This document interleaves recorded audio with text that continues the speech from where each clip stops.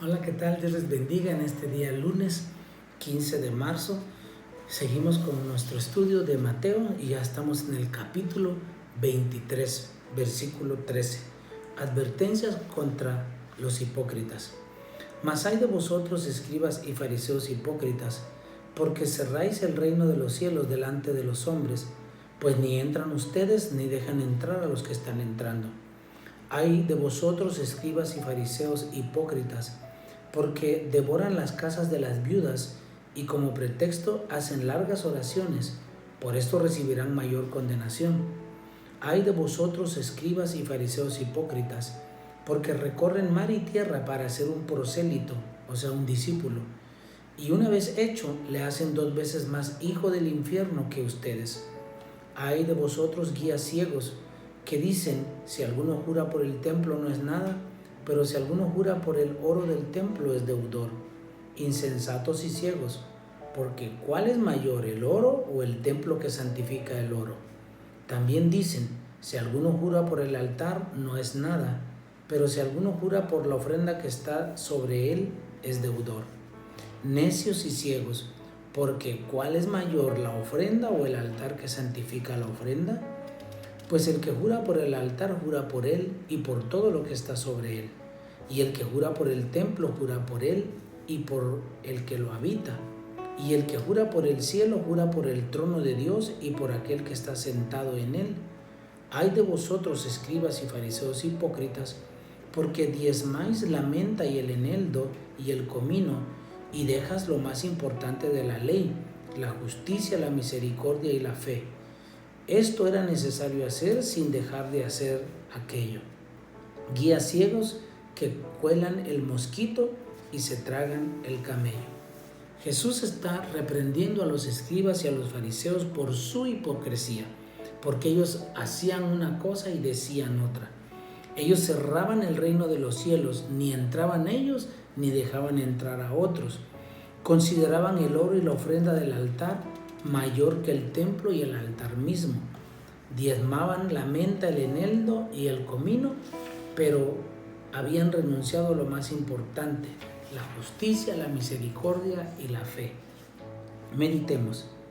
El Señor reprenderá duramente a aquellos que no han sido fieles y han descuidado sus responsabilidades. En la época de Jesús, los escribas y los fariseos eran los líderes religiosos y tenían la responsabilidad de guiar al pueblo hacia Dios. Sin embargo, en este pasaje, el Señor los reprende por cerrar el reino celestial delante de los hombres y los cuestiona porque no entran ellos ni dejan entrar a nadie. En este sentido, si alguno se convertía con dificultad, entonces le hacían 2 veces más hijo del infierno que ellos mismos. Tanto los escribas como los fariseos pensaban equivocadamente que conocían bien la voluntad de Dios, pero sus obras dejaban mucho que desear. Sin embargo, sus vidas imperfectas quedaron al descubierto ante la mirada de Jesús. Para que un grupo de personas se comporte como el pueblo santo de Dios, es necesario que su líder también actúe como es digno del reino celestial. Preguntas: ¿hacia dónde guían los escribas y los fariseos a los creyentes? Hacia el infierno. ¿Cómo es la influencia que yo ejerzo sobre otros como líder? Bueno, debe ser como es digno del reino celestial. Debemos predicar con el ejemplo. Debemos cuidarnos de no tergiversar la palabra con un juicio errado. Los escribas y los fariseos enseñaban diciendo que podían no cumplir el juramento por el templo o por el altar, pero sí por la ofrenda que está sobre el altar.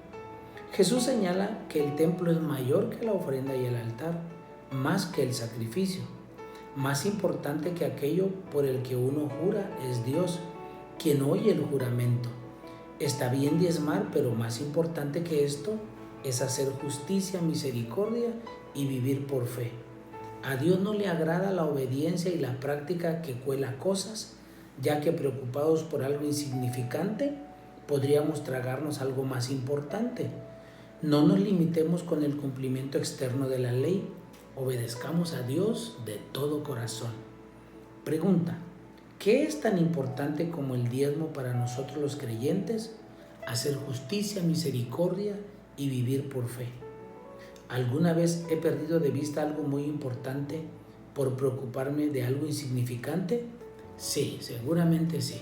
Así que tenemos que revalorar nuestra vida espiritual y volver al Señor. La oración. Señor Jesús, me pregunto a quién he tratado de seguir y cómo guío a otros en este caminar.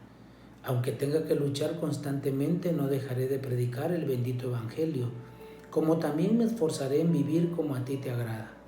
Abre mis ojos espirituales para que pueda guiar a muchas personas al camino correcto. El ensayo de hoy se titula Una persona justa o una oración justa.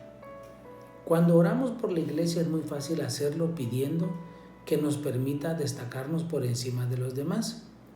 Esto se debe a que nos gusta alardear de lo que nuestra congregación hace bien y criticamos lo que las otras hacen mal. Sin embargo, no debemos utilizar nuestros logros o buenas obras para condenar a los demás. El discernimiento de lo correcto no nos fue dado para que presumamos delante de los demás, sino para que le pidamos a Dios por algo justo. Seguramente, nuestro país podría permanecer en pie con una sola iglesia firme, sin que hagan falta dos. Entonces, ¿no deberíamos servir al Señor con todo nuestro ser para que la congregación a la que pertenecemos sea así? Sea esa persona a la que Dios responde primero, porque ora por los políticos y el bienestar del país. Busque ser una persona justa antes de orar pidiendo que los demás sean justos, e interceda por la salvación de todos, no solo de algunos. El error de un político causa la aflicción de toda una generación y una nación. El error de un maestro conduce a sus alumnos por el mal camino. Del mismo modo, nosotros debemos reflexionar cada día respecto a nuestra responsabilidad con el mundo, entendiendo que somos los mensajeros de la bendición de Dios. Oremos.